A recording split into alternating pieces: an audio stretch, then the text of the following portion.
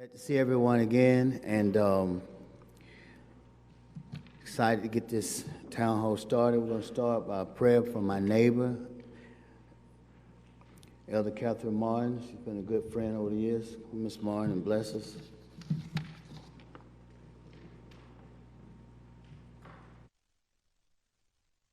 Afternoon, neighbors. It's so good to be here, right? I thought we would have a turn away crowd, but maybe this is forthcoming.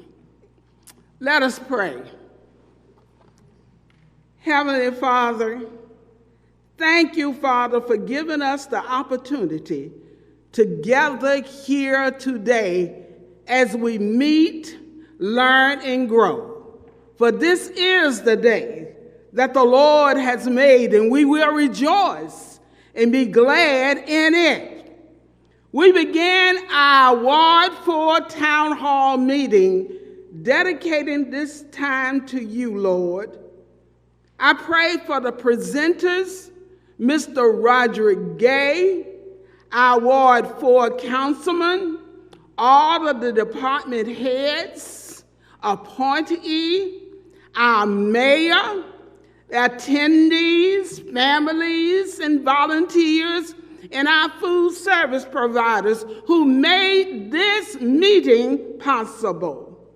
We know that you are constantly at work on our behalf, shielding, protecting, strengthening, and exposing deeds of darkness, bringing to light what needs to be known and done. Give us renewed strength and godly courage to obey you without questioning. Forgive us for sins of omission and commission, Lord. Only you know what lies ahead. Bless our city, our country, and this world all over. You are our good Father, our El Shaddai, our God that is truly more than enough, our just and righteous God. You are always and have been our unwavering protector and shield. And we thank you for all that you have done for us and what you will do. We ask that you will equip us to be salt and light, and that we will be loving, kind, and gracious to all of our neighbors and friends.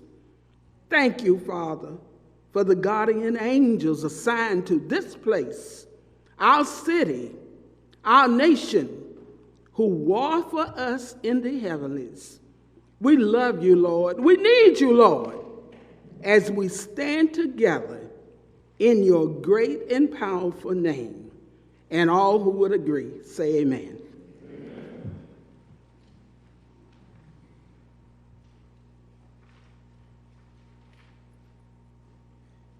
Our newest board member, Ms. Tangie, if you would come on up and acknowledge our elected officials.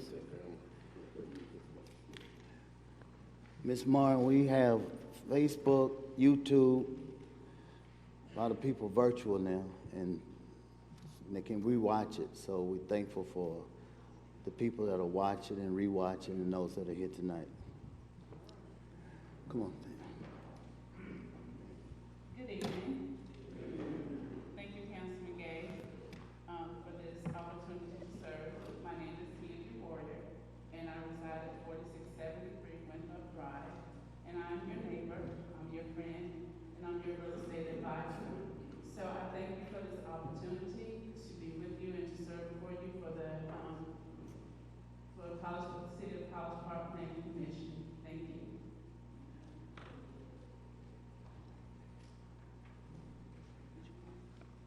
No, you're fine. Ms. Warrior has been a true steward of our community. She's raised an amazing family. She probably won't me to tell her business, but her son is an NFL football player. She groomed him from the mighty Ward 4 all the way up to the NFL. So we're just honored that you support your community. Thank you. So this is the great part that we have the opportunity to introduce our new city leader. But before we do, Ms. Warrior, you were going to acknowledge the elected officials, and I see our mayor here. And if there are any other elected officials, Mayor Broom, would you like to acknowledge the have a few words?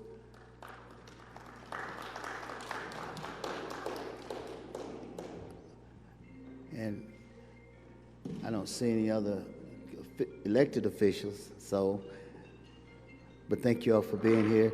So our city manager, he's going to introduce himself. He's the new, one of the new leaders of our organization, and honored that he's here. So Mr. Hawthorne, if you'll come up, please.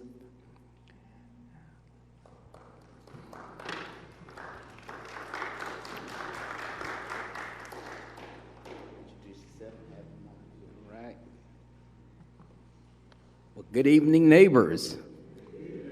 Our prayer leader said it just right, because we are all neighbors. So I'm Stanley Hawthorne.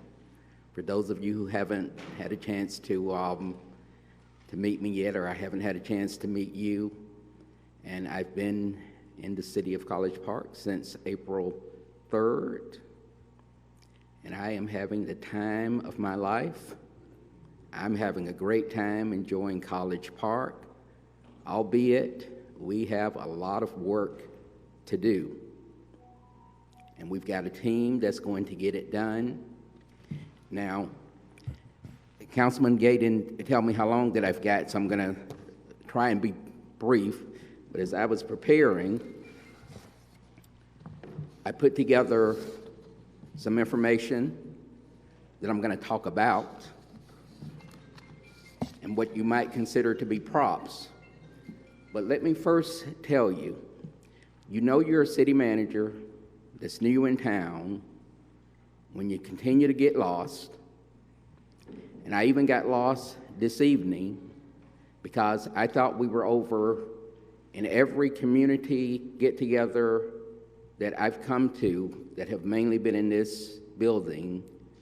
They've been across the hallway in a much smaller room, more intimate. And so that's kind of what I was prepared for, even though after I saw the parking lot, I thought, that's going to be a packed room. So I didn't even know that this room existed. And the police chief took me on a tour earlier this week. What the police chief didn't know is I haven't had a tour, a real tour, I guess, yet, of the public safety facility. So this is a good turnout of neighbors. So very proud of you for coming out. I've got 5 or 6 topics that I want to talk about, and I'm going to be very brief in going through. And I want to start with what I think any good city manager is proud to acknowledge, because a lot of the work that I have to do as your city manager, working with your team of what I call community builders, and I'll explain that, a big part of that work was already laid out. So as people have asked me, what is my vision as city manager? I don't need to have a vision, because it's all about the community's vision. And we've got a vision. And if you didn't realize, or if you didn't get to participate in it, this is my first prop. This is the city's strategic plan, which is very important. Now, it's filled with a lot of information that is for what I call community builders, the employees of the organization, to follow. The most important thing in this strategic plan is the community's vision. Now, the vision is a long time out. It's kind of like, what do we want to grow up to be 30 or 35 years out? And I'm going to read the vision statement that has been adopted by the mayor and council. And then there's one other important part of the strategic plan that I'm going to highlight, and that is the mission. What is the mission? There's a mission statement that has been developed by the mayor and council in cooperation with the input from the community. And then it has other things, such as goals. And it is in my experience, one of the best strategic plans that I have seen. So I know a lot of work and effort went into it. And so every day, this document is more than a prop. It lies on my desk. I reference it. We're using it as we bring actions to the mayor and council for action, as we plan the budget, as we plan other things. So just a couple of reminders, or in case you didn't know. Let me pull my glasses out to read. So what is the City of College Park's vision? Here's the statement. The City of College Park aspires to be a destination where people come to raise a family, start and grow businesses, live, work, and play, all in a sustainable and healthy social and physical environment. And then there's our mission. Our mission is to get closer to this vision. But how are we supposed to do that? And in what context? So this is what the mayor and council has adopted. I'm going to read the statement, and then I'm going to give you a 3-word abbreviation of what this statement says so that I can repeat it to the community builders, the employees of the organization, every time that I see them. What is our mission? But here's what the mayor and council adopted. The fundamental purpose of our city government is captured by the mission of the City of College Park, highlighting its main purpose and what it does to achieve the aforementioned vision. Here's the statement itself. The municipal government within the City of College Park exists to create policies and harness and direct human and financial resources in ways that cultivate a sense of community and a place where businesses, families, and individuals can thrive in a safe and inclusive environment. So let me shorten that some, because it fits, and it's what we do.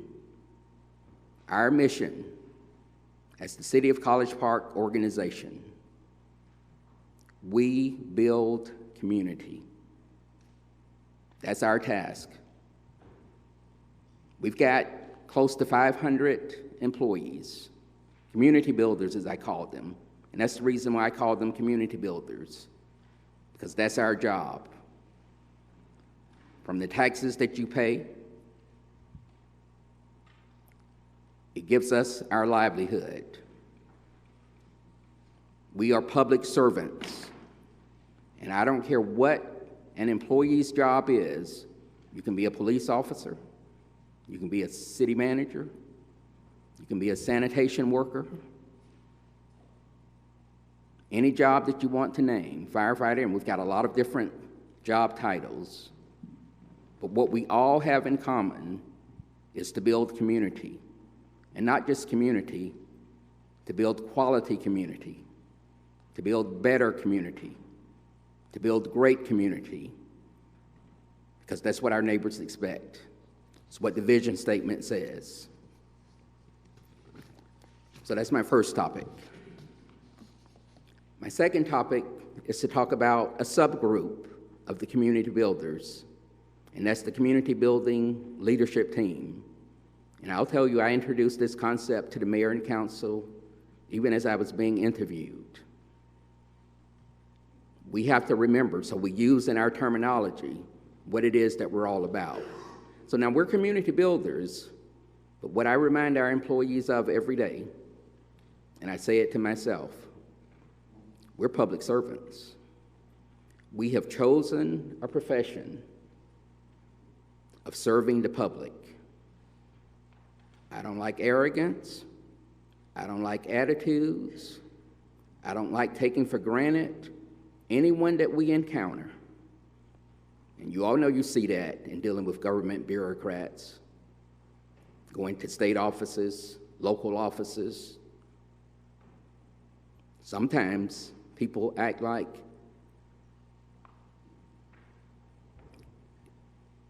you're doing something for them. And it's the opposite. And so that's the mentality that I believe in and that I espouse. Now, the community building leadership team consists of department directors and other key staff that I work with on a daily basis. And they will tell you in any given meeting, and I have weekly meetings with them that often go to 3 hours. And I'm playing the role of head coach, coaching the team, not telling them what to do, but making sure that we're all marching towards that goal of building great community. And if we're going to use the team analogy, we've got to get CollegePark to the Super Bowl. And I mean that. It's not just words. A vision, you actually never get there because you always want to aspire. So even if we never make it to the Super Bowl, it's the energy and effort that we're putting in, recognizing that we're here to serve you. So I get together with that team, and we plan, and we talk. So far, because I've only been here since April, they haven't had much time to talk. And I'm not even a talker. I like listening.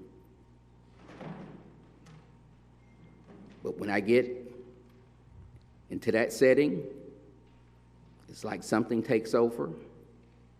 I call it the passion and the dedication of wanting to do the best for you. But I will tell you, we've got a long way to go. But the strategic plan is right there in front of us. And as professionals, we've got to figure out the way to get there. Now, there are 15 departments in the city doing any of a number of things, very different things. I'm not going to name all 15, but you know the big ones. Police department, fire rescue department, public works department, finance department, human resources, what I really call parks and recreation, because I know neighbors value parks. In CollegePark, we call it recreation and cultural arts, economic development. So a lot of diverse things, complex stuff. And I will tell you that CollegePark itself, don't go by the size, the number of people.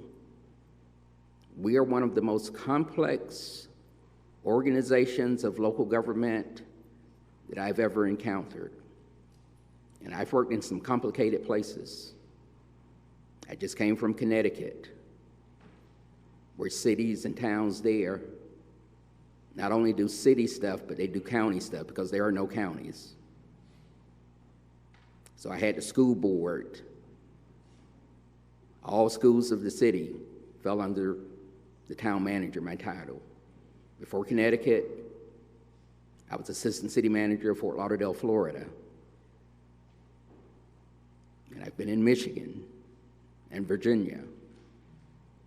So wealth of experience. And I haven't found one as complex as CollegePark. And so when I say complex, we do have our challenges. We've got some stuff that we've got to get in a whole lot better shape. Our multifamily dwellings, some of the situations that I've seen and heard about and had a chance to witness, our neighbors living in conditions because of slum landlords, most of them not even being in this state. And I know the passion that our council and our mayor has for those types of issues. But I've got it as well. We've got to get that stuff under control. We've got to do better about our neighbors in those kinds of conditions. But then we've also got opportunities. One of the proudest things about CollegePark for me It's knowing that we are the home, and I know it's caused us issues. It's caused those neighborhoods. It's also brought a lot of opportunity and future opportunity. The busiest airport in the world. You know how many communities get to boast about that? But then it's the potential of what it brings. But we have to make it happen with hard work. So I pulled that community building leadership team together to make sure that we're about the business of taking care and reaching new heights, following the policy direction of the mayor and council. And I think we've got a good team. We've got to be a great team. And I've had an opportunity because the mayor and council decided in some instances to wait on their new city manager to fill some key positions. And I've had an opportunity since April to hire 5 of those executives, 4 or 5, I've lost count. I know I just hired the most recent op started this week, Brecca Carter, the Director of Airport and Governmental Affairs, an expanded title. And we've got a couple of the new people with us here today that I'm going to ask to stand. Our new Director of Public Works, Dr. Emmanuel.adediran.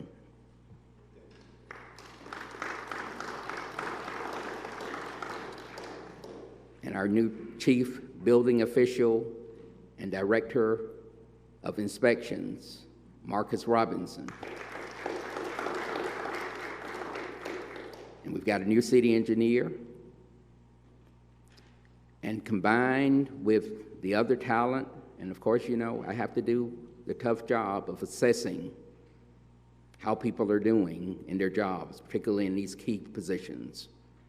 And this is my job to make everybody feel good. I have to call things, and if we're not at a level, or if individuals aren't at a level to most effectively serve this community, I will sometimes have to make some tough decisions, and I'm not afraid of those.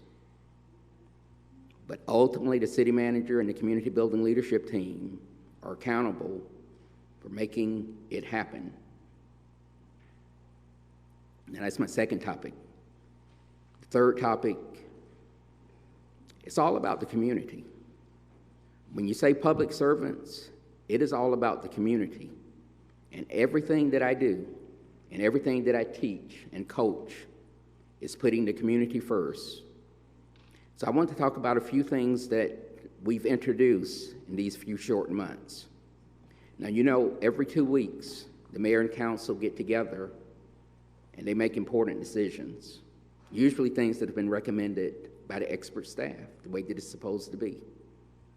But I'll tell you, we've got a mayor and council who are smart, they are caring, they love this community, and I'm amazed for them all being part-time and not really paid much. Now, I'm paid. Y'all are taking good care of me. There's no issue there. I got a fair, competitive wage, and I intend to earn every bit of it. The mayor and council are basically doing it for free. They get a little stipend for expenses and those kind of things. But I want the council and the mayor to be as prepared as possible based on staff recommendations. So we've introduced what I call a CAM, a Council Agenda Memorandum. Now, they get hundreds of pages in any given meeting to review. The Council Agenda Memorandum is much shorter, usually 1 or 2 pages, but with substantive information that tells the story. And where did that concept come from? It's a concept that I believe is written for the neighbors, not really for the mayor and council, because I know they're going to read a whole lot more. And so each item that they vote on is written in language, and my staff will tell you that acronyms I love acronyms, actually. I use them, CBLT, CAM. But there will not be an acronym that appears in a document that I review that isn't spelled out. I refer to it as the simple reader. A simple reader has to understand it. And I'm a simple reader. So when I read, I have to understand it. And I'm reading with the community in mind. So that's something new that we've rolled out. Something else that we've rolled out, and I'm going to hold up another prop. I'm almost done, Councilman Gay. This is the last report that I call Strategic Performance Report that is comprehensive across the organization, every department. This last report was 50 pages. The one before that, I think, was 47 pages. And it has good substantive information, and this is prepared every 2 weeks and presented to the mayor and council.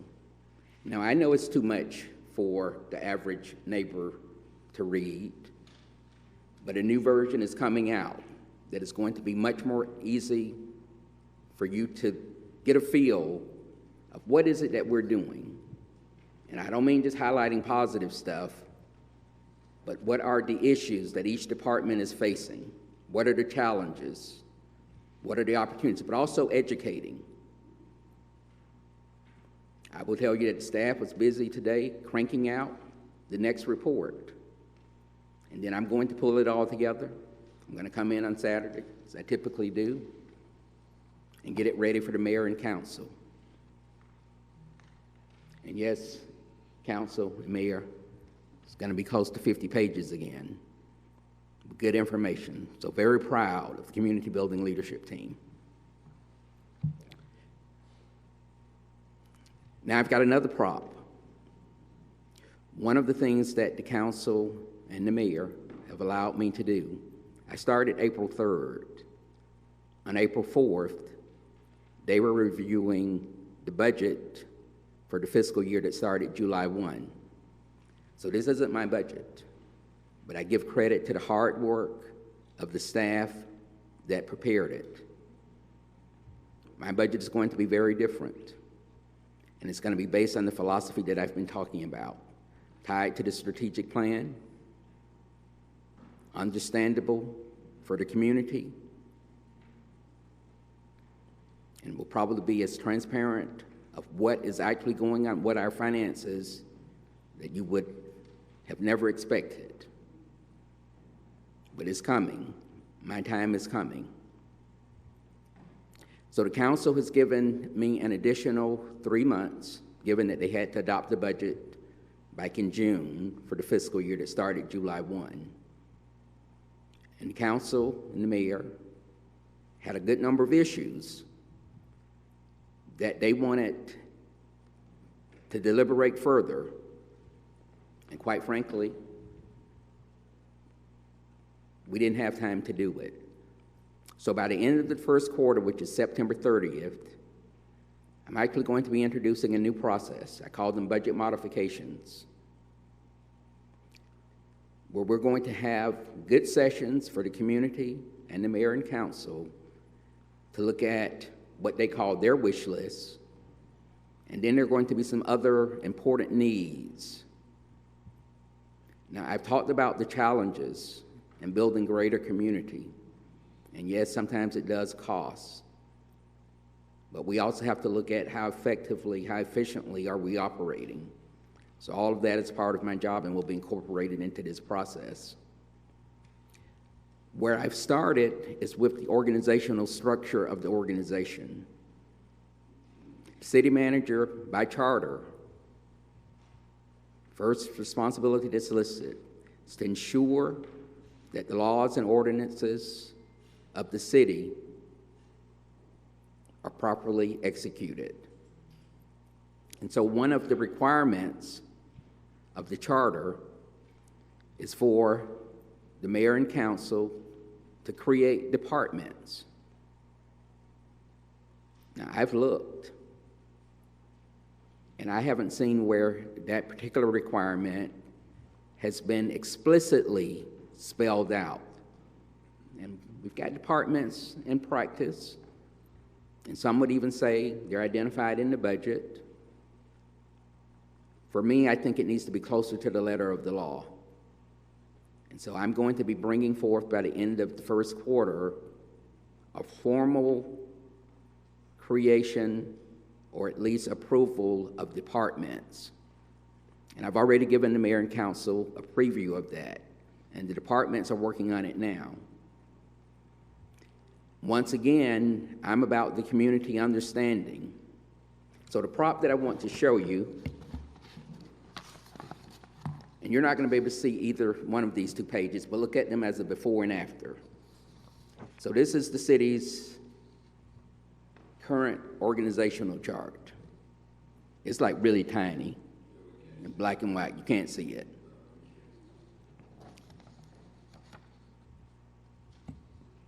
I believe in bringing things alive. This isn't final. This is the latest version as of today. It's different from what I shared with the mayor and council before. Now, you can't see this, but you can see color. And if you can see it up close, and at some point you're going to have a chance to see it. But this reflects we build community that starts with, up here at the top, CollegePark neighbors, the boss. You're the boss. You elect the mayor and the council. So there's not a set of more important people in the city of CollegePark. It certainly isn't the city manager, and it certainly isn't my team, because I couldn't do their job, including running for office. So they've earned it. And then the mayor and council, and their only regular employee is the city manager, and by charter, all other employees I'm responsible for.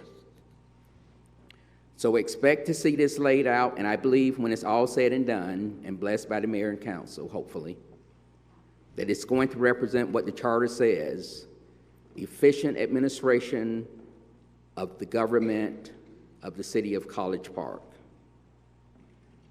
And the final two topics that I want to talk about in this process that I'm going to be rolling out in the first quarter: budget modifications, those things that we believe between the mayor and council's wishes and the community building leadership teams and the city managers needs assessment most immediately, particularly with the restructuring that is being proposed. And the final piece, and we've already started to talk about this, I haven't found a comprehensive assessment of what I call community investment projects, or a community investment plan, or capital improvements plan, or a CIP. It's all about people, but you know, we choose where we live because of place, and that involves having the type of facilities and spaces that make great community. So we are going to be developing a community investment plan as a part of the next budgeting cycle, and the mayor and council, even though they know it probably by heart because they know the community so well, but it's going to be formalized, and they're going to get to make the decisions of what's prioritized. Because I'll tell you, based on what I've seen, the projects that have been submitted to our new city engineer, we've got tens of millions of dollars in needs. And we can't fund it all, but that's a policy decision. And it's the staff's responsibility to present any and everything that will make this community better in quest of its vision. So thank you for your time. I've enjoyed talking to you, and we've got a lot of work to do.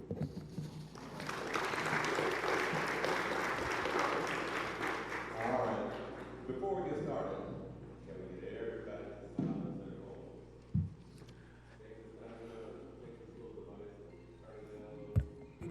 say, big agenda for tonight, so I want to try to get through as quickly as possible.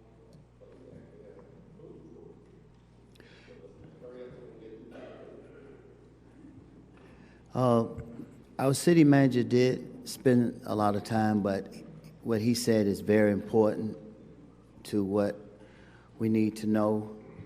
He is our leader of our city, along with our mayor and council. And so, City Manager, we appreciate your hard work and the time and effort that you're putting. But what he didn't know is that our meeting is only an hour and a half. So we're going to kind of make some changes, and we got to go back because I was just telling Elder Marr, a couple of people went off script. One thing that we didn't do during our acknowledgement was to acknowledge our First Lady Award for Pamela Stoner-Gay. If you would stand up.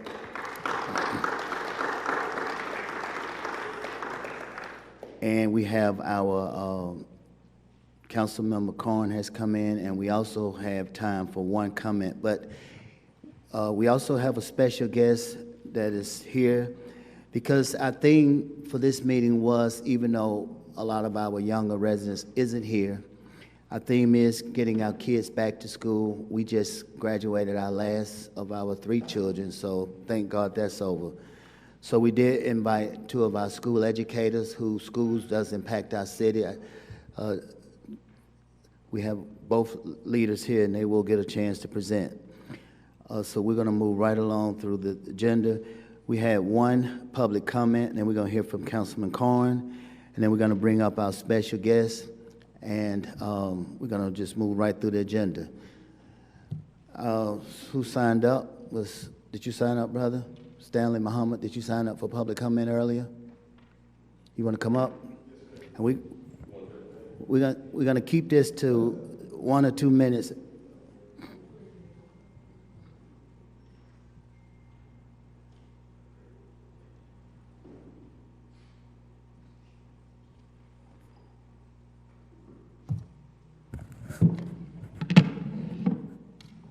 In the most holy name of God, the beneficent, the most merciful, the sender of all prophets, the revealer of all truth, I thank the Creator for Moses and the Torah. I thank him for Jesus and the gospel. And I thank him for Muhammad on the Holy Quran. Peace be upon these worthy servants of God. But if I live to be the ripe old age of Methuselah, I can never thank God enough for his divine intervention in our affairs, in the person of the Son of Man that came from the east to the west to deliver us as black people from our oppressive condition. And he raised up the most honorable Elijah Muhammad, who gave us Malcolm, who gave us Muhammad Ali, who gave us my teacher, the Honorable Minister Louis Farrakhan. I'd like to greet you all in the greeting words of peace in the Arabic language of Assalamu alaikum, which means may God's peace be upon you. I am from Ward 4. My beautiful wife, who I've been married to for 33 years, she'd been in CollegePark since she was 7. I was in the 6th grade. I went to Brookview. And I want to tell you that as I hear the spirit of our people in CollegePark, particularly Ward 4, there is some divisiveness that we have to eradicate if we want to really leave a legacy for our children. And we have to know that time is getting short for us. We got more years behind us than in front of us. And this division that we have among ourselves as black people is hurting us. And most of us say we believe in God, and the scripture says, is Christ divided? And if Christ is not divided and we profess that we are the body of Christ, why are we divided? And we're divided because the head or leadership is divided. Because the head reflects the body.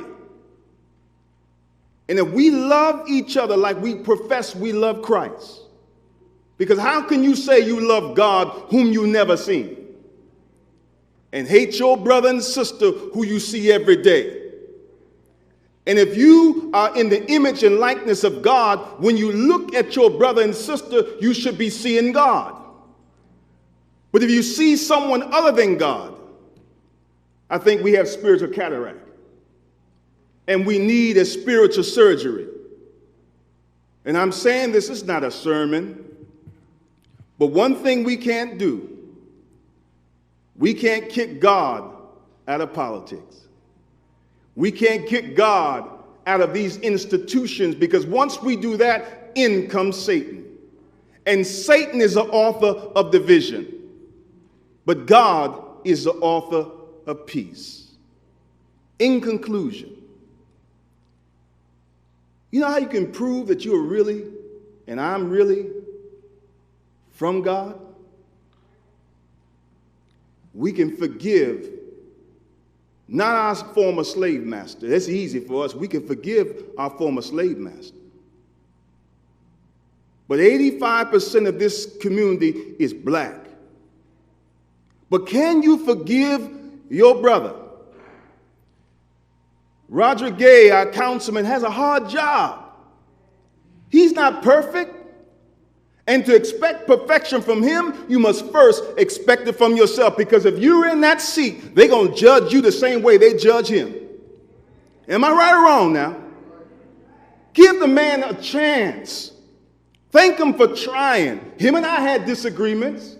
Joe and I had disagreements, still do. But guess what? I have forgiven him a long time ago and pray that he forgives me. Because I have not been perfect in none of my relationships, including my wife. Is that right, baby? All right. She blessed me with 9 children, 7 girls and 2 boys, 8 grandchildren. I'm a business owner here. I'm a community activist here. But some of those in politicians treat me like I got AIDS. Because you want more favor from the shadow government than your own brother. You're not fit for politics. And one thing I would say, out of all those, and the one thing you're not going to do with Stanley Muhammad, you're not going to tell me what to say and how to say it. Because God gave me a mouth to speak what's on my mind and my heart. And I'm going to be transparent with you all. I have problems with this brother. Because he said, I vote for Jack Longino. I said, man, you and I got some problems. Because I didn't agree with him. For various reasons.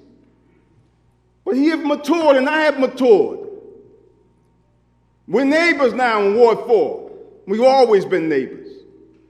His wife, Sister Pamela, she's just not my sister, but she's my friend. She never treated me like I'm a distant cousin, the cousin that no one wants to come to the family reunion. Let me tell you about Sister Pam.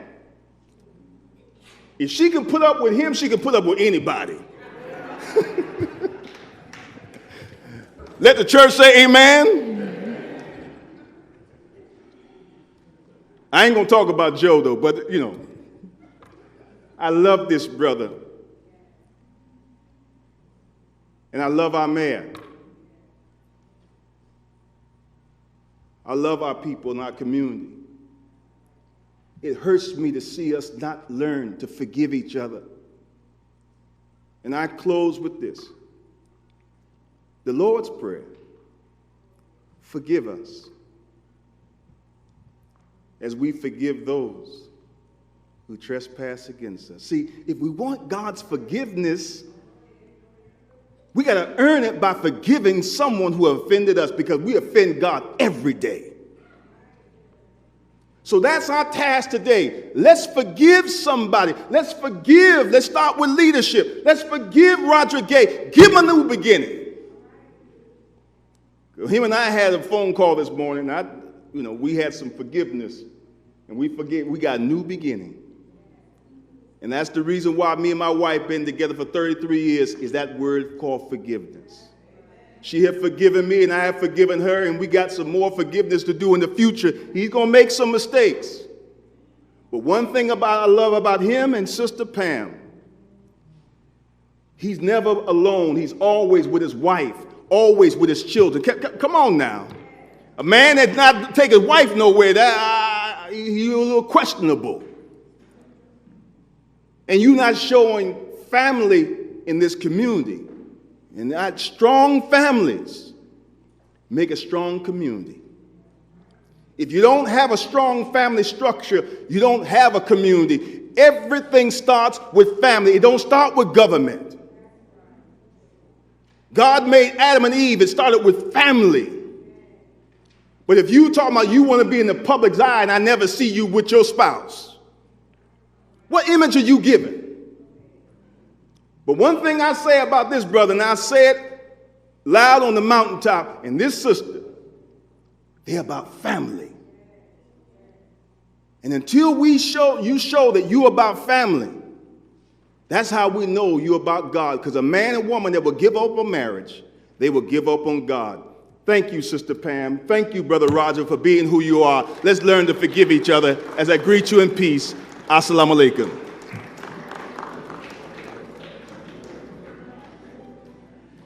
I guess the 3 minutes don't really apply here.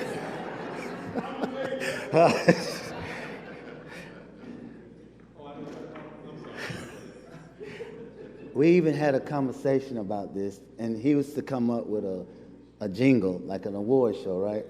And you were supposed to make the jingle. And that's it.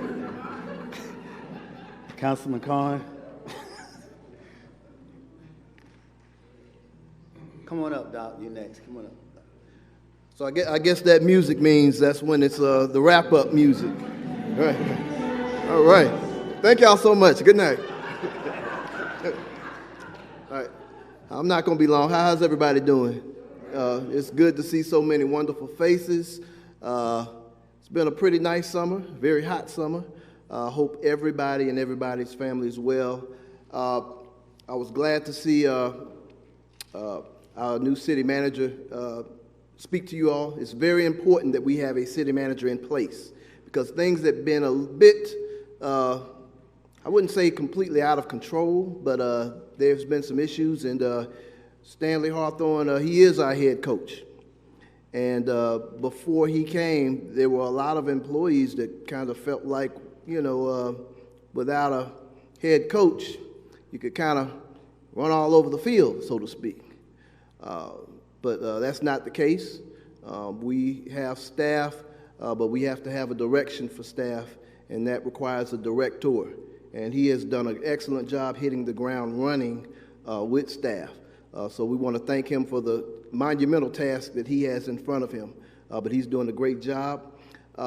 Overall, I think we're doing well. We do have a lot of issues that we have to deal with. As you all know, I represent Ward 2. I also served as your Fulton County Commissioner from 2019 until January of 21, so I represented Ward 4. But I've always represented Ward 4 in all the wards. You all probably know me well enough to know that you don't have just one council member. You have a couple of council members supporting you and backing you up 1,000% with what you all are trying to do in Ward 4. There have been some disparities in this city before Stanley Hawthorne took on the helm as management. Ward 4 and Ward 2, there's been some differential treatment that has been going on, and it was painfully obvious.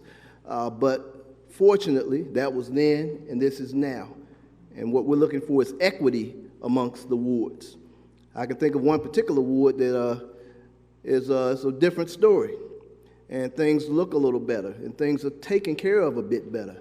That needs to apply equally across all the boards.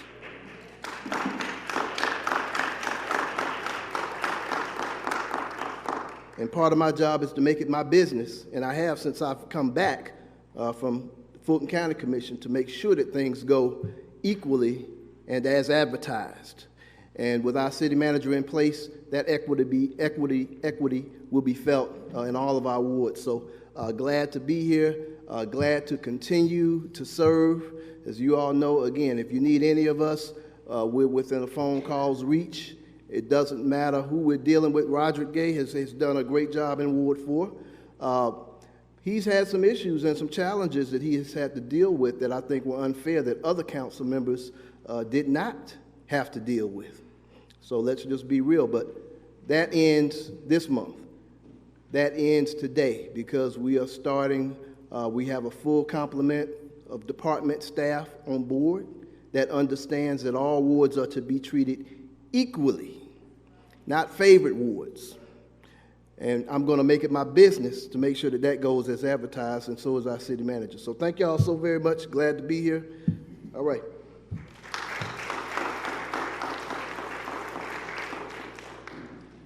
Councilman McCorn, we appreciate your leadership, and I haven't always saw eye to eye, but we come together in the spirit of community. We put our emotions aside. We talk often always about a better College Park. So thank you for your leadership. Thank you for stopping by. Now, I'm excited to talk to you about a new development in our city that impacts all of us. And our new leader, a lot of you will know him from Banneker. He was a support for me with my family and my kids in school. So Dr. Semper, you want to come on over? Now, they stole some of your time, so you're going to have to make it up with your contact information. But before he comes up, please know that we have refreshments, and we expect everyone to take a book bag for a kid you don't know, or if your grandchild, or if you have children, and please take food home because it's delicious. It's from This Is It. They just celebrated their 50-year anniversary. Doc, come on up. Introduce yourself. Dr. Owens, are you here? Come on up, Doc. Come on. Hold up, Doctor. Hold up, Doctor. We got two esteemed brothers here. He looks so young. He doesn't even look like I remember him. Look, I didn't even know he was here. Before he come up, we're gonna, because you out, take a little long. Doc, come on up. This gentleman right here is the executive director of the Main Street Academy. Everybody know what the Main Street Academy is? It's been Lakeshore High Schoolers, Harriet Tubman Middle School. And we've met to talk about the obvious traffic and enrollment. And I found him to be a very intelligent educator. He's broad-based, a good brother. So have some words with us, and thank you for being patient, and thank you for attending. Absolutely. Good evening, everyone. Good evening, everyone. I want to first start by acknowledging our leaders and officials. I also have with me our principal, Ms. Casey, here in the audience as well. Our principal of Main Street Academy. I will not be very long because I don't want to stand between you and the food that's being prepared. I don't want them to start playing the music, but I will just briefly start by saying thank you guys for welcoming us into the community. We are in Fourth Ward, right here in College Park. And as our motto says, intentional excellence, centered in community. So everything that our city council, city manager talked about this evening, we believe in all of those tenets as well. We want to be good stewards of the land and be great neighbors here in the community. So I'll just be very brief, and I'll go through these slides super duper quick, actually. Let's see if I can navigate here.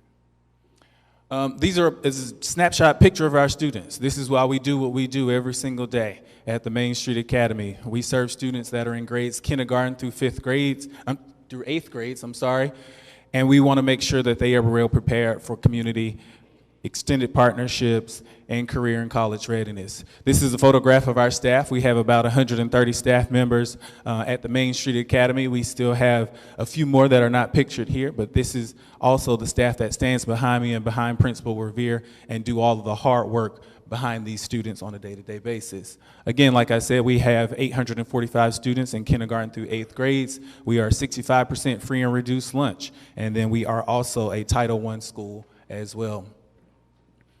Other key information, our parents provide transportation. So at any given day, any given time, you will see 600 to 700 cars circling through our parking lot and through the Lakeshore community. We have worked hard and stayed up nights to make sure that we evaluate this system and making sure that we are not a nuisance to our neighbors in our community. And thank you, Councilman Gay, for working with us to get that process taken care of as well. We don't have school buses. We need school buses, but we'll talk about that in just a moment. We are seeking STEM certification this school year, so we want to make sure that we are focused on science, technology, engineering, agriculture, and math, and making sure that our students are well prepared for the lives that are ahead of them in those particular areas. We also have a school-wide enrichment model where our students are exposed to other careers, other opportunities, other areas of interest that they would normally not be exposed to. So we have SEMs that we call youth clusters where students are exposed to photography or agriculture or hair braiding. Whatever their interests are, they get to choose those things as well. One of our goals for 2024, we want to have a neighborhood market. So we have a garden on our campus where we have all sorts of fruits and vegetables, but we want to, in 2024, open it up to the community so you guys can purchase some of the produce that our students are producing on a day-to-day basis. I also hear and I understand that LakeshoreDrive is going to be restriped soon, and the city has dedicated funds to that particular project, so I want to thank the city leaders and the Public Works Department for that as well, because as I said, we got to get those 600 to 700 cars in and out of that campus efficiently twice a day. City of partnerships with the City of CollegePark. Of course, we work with all of these departments, but I want to highlight these departments in particularly. I want to thank the police officers who come out and help us direct traffic in the morning and the afternoon. I saw many of them here this evening. Our Department of Public Works as well, and the Planning and Growth Development Department as well, because we have some capital improvement projects that we are going through as well on our campus, so we want to thank them as well. This year, we are starting a fundraising committee because we are a charter school, so we receive $1 million less than the traditional public school would receive. That's right down the street from us. I won't say the name, but it is a Fulton County school. We receive $1 million less in funding simply because we are a charter school. And so we have to find a way to make up that money so that our students can have the best programs in front of them. So I'm seeking community members like yourself to be a part of my committee. Please send me an email if you wish to be a part. If you have expertise in fund development, marketing, fundraising, anything, event planning, fund development, please send me an email if you would like to be a part of that.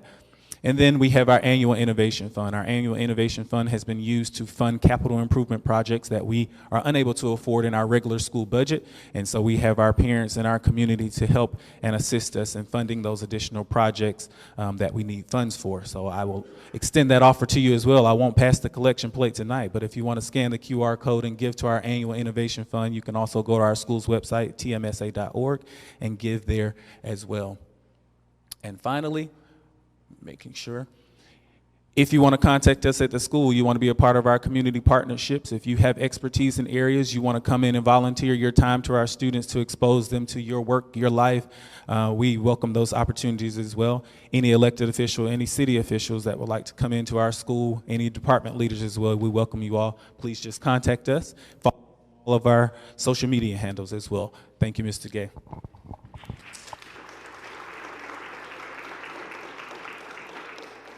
As everyone can see, our community children are in great hands.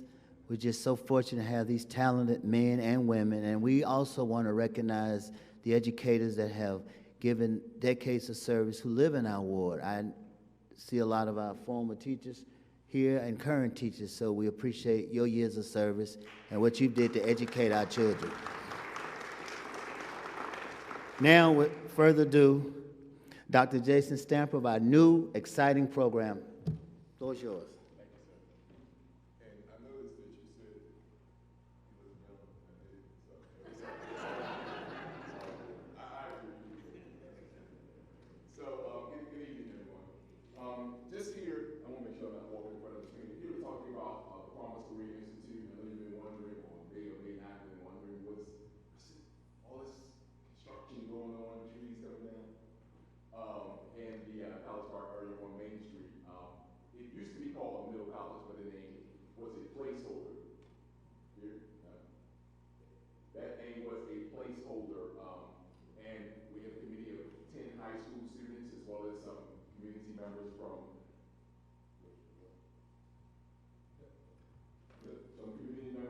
CollegePark, the local area as well as some board member representation.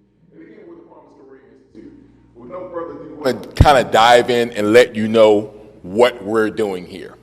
And so initially, the Promise Career Institute or Middle College the inception was like, we have kids, right? And they have this need for something that's beyond traditional education. They have a need for something that is an alternative to college. I mean, let's face it, not every child is going to choose the traditional path in terms of a four-year institution. There are technical paths, technical high school paths that are very endearing to our students. I want you to keep in mind as I go through all of these great programs that our students will have the opportunity to engage in, because they're absolutely 100% free. Students will graduate from the Promise Career Institute along with we have a partnership with Atlanta Technical College with an education that's absolutely free, going into the workforce, making upwards of $40,000 a year. Now, avionics students can graduate making up to $60,000 a year, coming out of high school, absolutely free. Absolutely free with no shadow of a doubt. Now, it started because we had a program in Georgia called an Option B diploma. Option B sounds like something secondary, it's an option, secondary option. And so in February, the name was changed to the Accelerated Career Diploma. So with the Accelerated Career Diploma, you get 9 traditional high school credits, which is 2 math, 2 science, 2 social studies, 2 English, and 1 health and PE, as opposed to 23 credits in a traditional high school. The other requirements are that you get 2 technical career certificates, or TCCs, from a accredited technical school, which that's why we partner with Atlanta Technical College.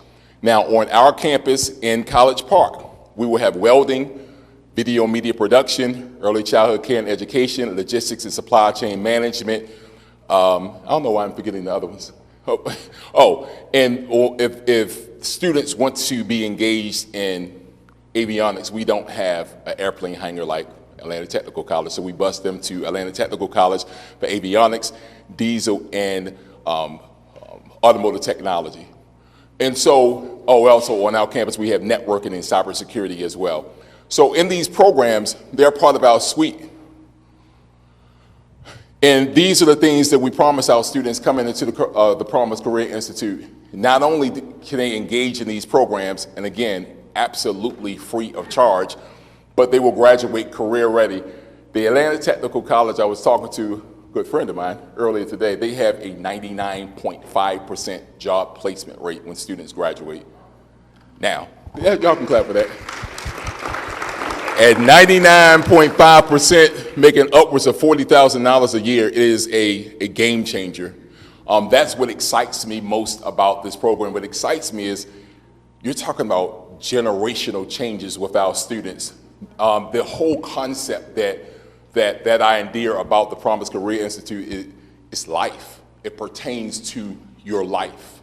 Once you graduate, you're in life. We're going to teach students. I really love Dr. Owens was talking about, like, just a community garden, just investing in the community. We'll have classes for students that focus on community involvement. This is their community, the community that they're going to school, this community that's blessing them in no short term with this opportunity. They need to feed back into the community. They need to learn how to be professionals. We have professionalism classes. This is how you dress when you go to work. This is how you get to work on time. This is how you behave at work. Unfortunately, some of our students, they have not been taught, and they need to be taught, just like we were taught by our mama, grandmama, whomever, how to conduct ourselves as young people on the job, in the neighborhood, and things of that sort. That's why it's about life. And so we have these programs. This was the governor put together the Senate Workforce Committee because it's identifying these job shortages. So 130,000 new jobs by July 2022. There were nearly 3 openings for every 1 unemployed person. We have a welding program. There are companies right now that have committed, they're waiting for our kids. We're not even opening until next school year. They're waiting to hire our kids. Our own transportation department in Fulton County Schools, they're short on diesel mechanics. They're waiting for our students to graduate. We don't have enough skilled workers in these fields, and that's why this committee was put together. And we have automotive logistics, arts and film production, and technology, all in CollegePark. These high skill, high need, high wage jobs that are waiting for our students to get. Now, everyone, it's not for everyone. I get it, like some kids will come out and they want to go to 4-year schools, and that's appropriate for them. I have 3 children. The Councilman got rid of my 3rd one too. God, Lord, but I have 3 as well. 2 went to college. My son actually attends ATC. He's in culinary arts. And he never cooked, ever. He didn't cook a Pop-Tart. But that's what he want to do. He started school on Monday. He's good. That's his path. And kids are going to have different paths, and that's what I want parents to understand. Once they come out of the Promise Career Institute, if they don't desire to go right into the workforce, they can stay and get their associate's degree. They can actually get their associate's degree if they go in the summertime, which is also absolutely free while at the Promise Career Institute, and then go into a 4-year school if they don't desire to go into the workforce. So my son, he said, well, I might want to be a counselor or a chef, which is 2 totally different things. But I told him, well, you're going to finish, so I guess you're going to be a counselor that can cook, because you're going to make sure you finish school. So these, kids they have these different things that they're involved in. So our campus here will have 400 max, 400 students max. It'll kind of fluctuate from here to there because we have the 3 programs where our students can go to Atlanta Technical College for diesel, automotive, as well as avionics. Now, the program, it runs like this. 9th and 10th grade, you're in traditional high school. That's when you take your math, English, science, social studies. 11th and 12th grade, you're a college student. So we're running a high school and a college at the same time. Students are, and parents are invested into this program because we don't require you to have a 4.0, you can have a 2.0. As a matter of fact, to stay in the program, you have to maintain the 2.0, which is not asking a lot, but you have to be invested into your future. You have to be invested in the program. We have students, we have a recovery program because actually in 11th grade you take American literature, but American literature is required to graduate with an accelerated career diploma. Well, if you come in 10th grade and you're taking American literature, you haven't taken it because you're not in 11th grade yet. So if you start in 11th grade, we have to recover those things. Students make mistakes. Students fail Algebra 1. Students fail biology. So we have recovery and we have support there. The student just has to have the drive and the will to want to do. I promise we got them. They come through the doors, we got them. But they have to want to do that. And we're there to help them. This is just some information what I shared before about the 23 credits versus the 9 credits with the accelerated career diploma. I just want to highlight the star here, all tuition free. We have students actually within automotive and welding. It takes 1 year to get those 2 required TCCs, and students can graduate after that 11th grade year. We're going to prompt them to stay because it's free, and they can get additional certifications for free. They can get certified, ASC certified in automotive in 4 areas for free versus 2 areas if they leave in 11th grade for free. And they go, and of course, the more ASC certifications you have, the more valuable you are, the more money that you make as an automotive mechanic. These are just opportunities we have even before they get into their jobs. We'll have work-based learning and apprenticeship opportunities for our students, so you can actually make money while in high school and then go right into your career field. Our premises that we stand on is student success, student retention, student graduation, and student preparedness. A lot of people don't know this, but with Atlanta Technical College, if you start into your job and the employer says, they don't have this skill down correct. They didn't, I know they graduated, I know we have this employee, but they're not quite getting this skill that we need them to have. They can go back to school for absolutely free. Atlanta Technical will retrain them in that area that the employer is concerned about and send them back into the workforce. It's like a money back guarantee. It's really, really cool. This is just some student profiles. I'm not sure how we can share this, but I also have these. I'll leave these on the table. It's a one-pager. It just has some really cool information, very straightforward with our programs and study what we kind of stand for, and I have some business cards that I'll leave out as well. Please contact me if you have any questions, any concerns, any clarifying points and things of that sort. But this is just some good profile information. This is our timeline. We're opening August 5th, 2024. August 5th, 2024. And again, I want to, and we talked about this last meeting, but I want to highlight Fulton County's dedication and commitment to this program. We are, in counting, y'all know, gasp, because they think it's my fault because I don't spend all the money. We are up to $37 million for the renovations and equipment that we'll put into this building in College Park. And I say it's counting because every time we knock down the wall, we discover something. You know, the building is 1940 something. You know, I keep telling them it ain't my fault, but they keep blaming me. But anyway, we are totally dedicated to making this beautiful, beautiful, beautiful partnership with College Park. And I just want to thank Mayor Motley Broom, Councilman Gay. Y'all have been like just a godsend to us in terms of just the logistics, the help, the encouragement throughout this process. So I just want to thank everyone. Again, I'll leave my business cards and a stack of these. I don't know if you want me to leave them out on the wherever y'all. I'll give them to you and you can. All right, cool wings. Thank y'all again.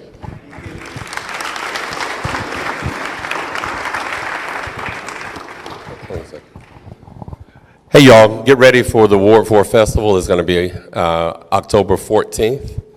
The Ward 4 Festival is coming, October 14th. We want to thank all the presenters, and Dr. Stanford, thank you so much for your patience tonight, and we look forward to working with you.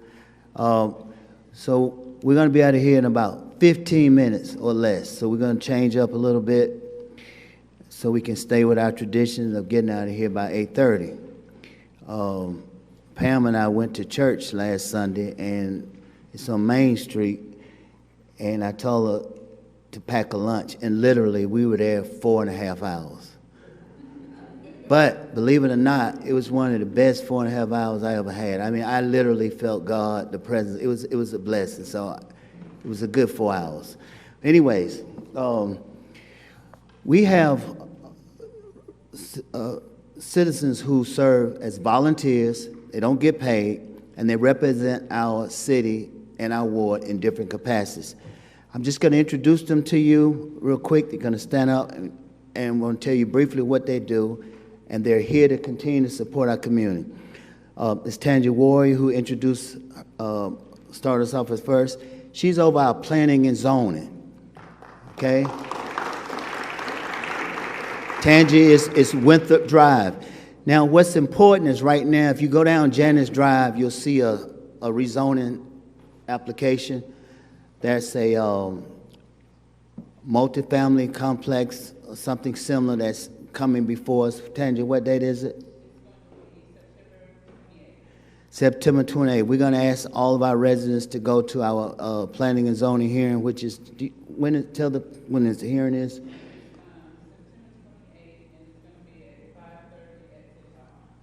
Okay. And we'll ask the communication director to put that notice also. But those are important because we want to show whether you favor or don't favor these developments. So thank you, Tanya, for your leadership. Our next board appointee is Frank, and I actually called Frank today and told him, help me pronounce his last name. Frank, help me with your last name. Frank speaks 3 languages. Frank is the owner of the beautiful home on Herschel, the most gorgeous home on Herschel, the Storybook Garden. But Frank serves as our destination marketing organization. And what they do is he works with making sure we get heads and beds or market our hotel industry. So Frank, thank you for your leadership. Our next Ward 4 board appointee is Vincent Mincy. I call him tapeworm. Because Vincent owned the phone repair. That's how we know him on Main Street. Now Vincent also owns CollegePark shoe repair. Now he's telling me he got another business. So quite an entrepreneur. But Vincent serves as the Main Street board member. And Vincent does a great job. He's very active. He works well with the other board members.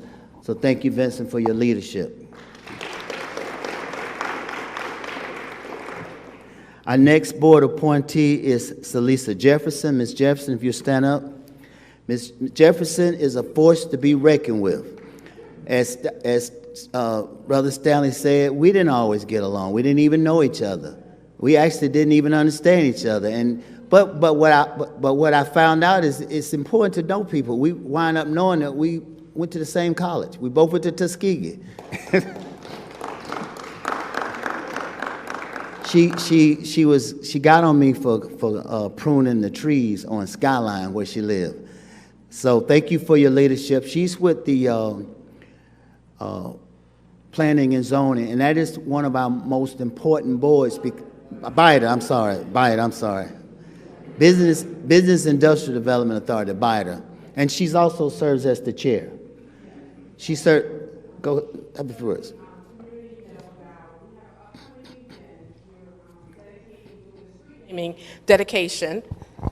A street naming dedication on September the 2nd, so please save the date at 10 a.m. for Mrs. Lottie Miller. Mrs. Miller was a true advocate, and a pillar in our community. So we're having a street naming ceremony on her behalf. Please come out and attend. The location is within the 6 West area, directly across from the racetrack, 10 a.m. September 2nd. Thank you. Okay. Thank you, Ms. Jefferson, for your leadership. When we first moved here in 1998, there was a housing complex, and it was called Lolly Miller, and it was the residential portion of the housing complex. And the city, as you know, sold it to the airport, and we bought it back. Long story short, when we talk about Airport City of 6 West, that development, that $1 billion development, which is an amazing development, I asked my colleagues to let's pay homage to those people who once lived there. And as I learned, Lolly Miller actually was a council person, her daughter. I never met her, but I thank my colleagues for giving their support in that renaming. So please come out and attend. Her amazing husband, Mr. Jefferson, as I told my wife, you don't see her without him. So they are always together. So that's Mr. Jefferson is over our Keep CollegePark Beautiful. You want to have a few words about that? Like I said, my name is Charles Jefferson, and I'm the vice chair of Keep CollegePark Beautiful. It's an organization that we fall up under Keep America Beautiful. So what we're doing is we're trying to beautify our country and our city and our communities. And with that is we have plans. We're a new committee, and the things we try to do is to keep our community clean. And if each and every person in this community has a responsibility to keep your community clean. And if we don't keep our community clean, it's going to fall. It falls into other things. When we don't keep the community clean, we have a lot of crime. It turns into a mess. So we're here to stop that. So where's he at? And I'm not going to hold everybody up, but as long as I'm on the board, we're going to do it.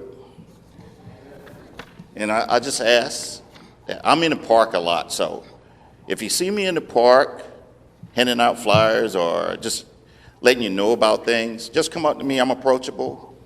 And you see things that are wrong, come up to us, let us know, and see what we can do. Can't promise everything, but there are things that we can do, and hey, to make our community special and great.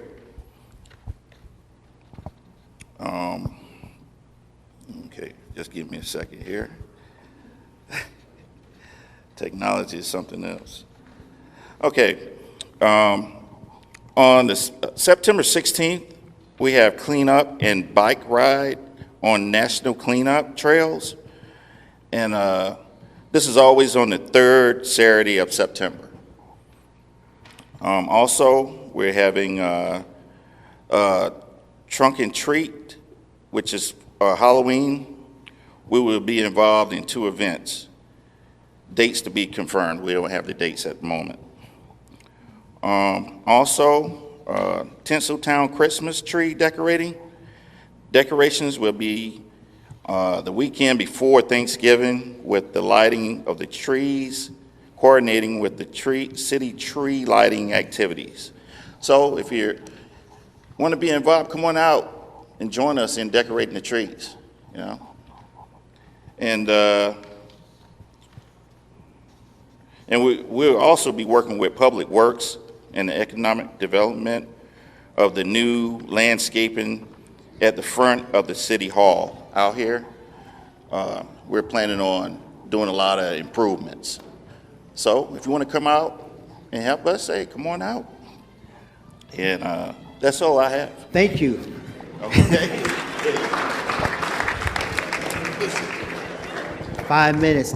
I don't know if y'all realize this when you watch the council meetings, but we moved them to 5 o'clock to try and get out early. But I think what it did is kept us even later. I mean, we're actually there sometime to 11 o'clock. So there's a lot of important city business to take care of, so we do appreciate it. I want to ask you real quick,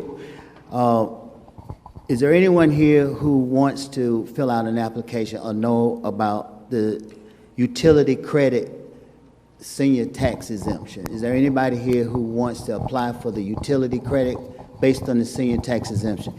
If so, we have 25 applications that'll be out in the lobby. You can take the application, but you can come back to City Hall. You can come in without an appointment, or you can call. We have a director who's awesome. William can support you on that. You can call me if there are any questions, but the goal is to provide a utility credit if, in fact, you would have been eligible for a utility or a tax exemption for 2022. So please take advantage of that. The applications, there's 25 of them that's printed. Take the application. We're going to talk with Officer Peniago, Officer Pete. We cautioned him about talking a long time. It's going to be quick. Because I just want to close with a few remarks. We're about done. So Officer Peniago, who works tirelessly for this community, he's one of the most awesome police professionals that we have. Good evening, everyone. How you guys doing? For the ones that don't know me, I'm Officer Paniagua. Everybody call me Officer P. If you probably see me on Main Street Academy directing traffic at 7 o'clock in the morning and then 2:30 in the afternoon. So, yes. So I want to talk a little bit about crime. Ward 4, crime is up. Year to date, it's up 7%, but you guys still have the lowest crime compared to the other 3 wards. The crime for Ward 4 accounts for about 9% of the total crime in the city. And what I seen when I looked at the stats is that, car break-ins are up. And that's throughout the city, that's throughout the metro area, United States, period.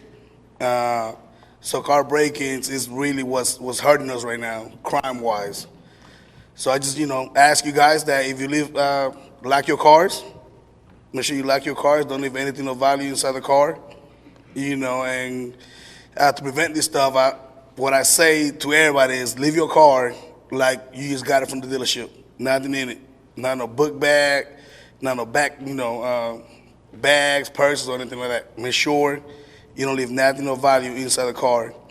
I want to also mention that in addition to the Ward 4 Festival, which is an amazing festival, by the way, we are doing a trunk or treat at the Citywide Rec Center, October 27th, from 6 to 9.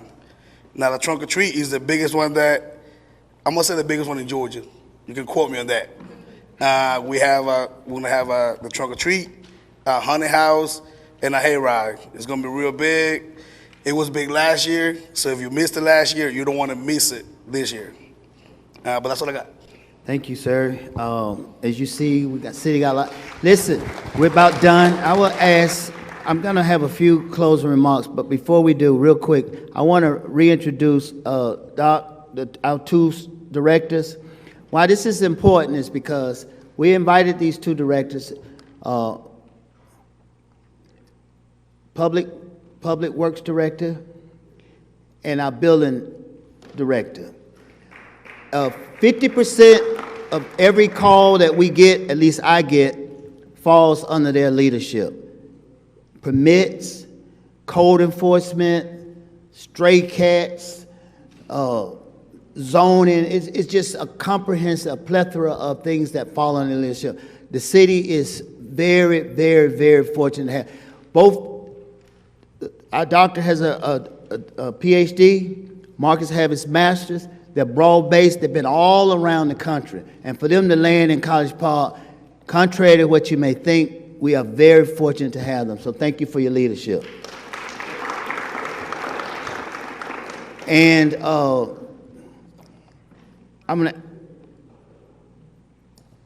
I miss our zoning and appeals, Charles German. So if you stand up. Charles is also an educator. Charles just retired from school. He got a few comments to make, but he's an amazing guy. Also Herschel Road. And as it turns out, we also went to Tuskegee. Make it brief, Charles. Make it brief.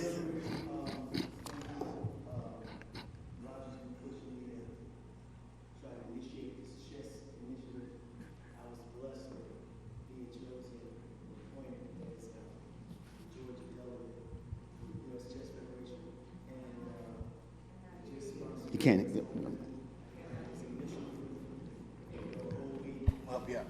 Okay.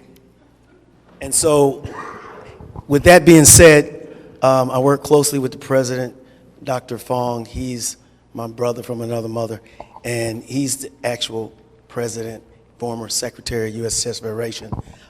He's now the president of Georgia Chess. So we're going to be pushing, trying to get our funds together, and I'm not going to blow my horn, but as chess coach Carver Early College, we won 2 state championships. Anyway, that's it. There you go.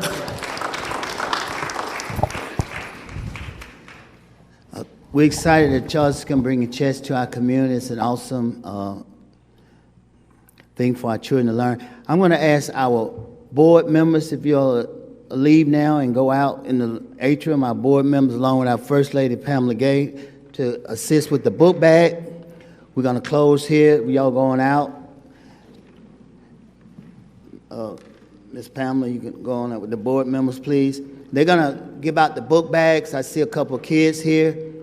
And then the community officers has prepared the food and to go, so you can take it with you to warm it. But please, do not leave it like last time. We spent a lot on it, and it's for you. I just want to close by telling you all that that there are a couple things that are going on at Phillips Park. Mayor and council agreed and voted on a basketball court.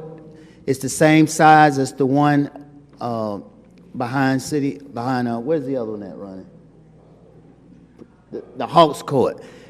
We're excited about the court. I grew up playing basketball on Peak Road till my mama told me to come in the house. So I get it. It's something for our teenagers to enjoy. I'm looking forward to playing some of you guys. So we have a court, and it should be done in about a month. We also have Tasami Volleyball that has or should have purchased 4 acres at the 18 acres. Now, why is that important? What are we going to play? Let me tell you. Volleyball offers scholarships to our youth. It's an awesome sport. It exposes our community to the things that they're not normally traditional things they're exposed to. So we're excited that that Tasami Volleyball is moving their facility from Forest Park to the 18 acres. Now, what Councilman Corn, this is his district, by the way. So he was gracious enough to support this facility. And one of the things that was negotiated is that there's flex space, 1,000 square feet, to perhaps maybe our meetings can start occurring there. He also negotiated an indoor walking track for our community that loves to walk. So we're excited about Tasami Volleyball. And we have kids in our ward and other parts of the ward who are also members of that club. So we're excited about the summer volleyball. And you've already mentioned the festival. So that is our time. I want to thank y'all as always. We love you. We thank you. We are family. Let's stay together. Good night.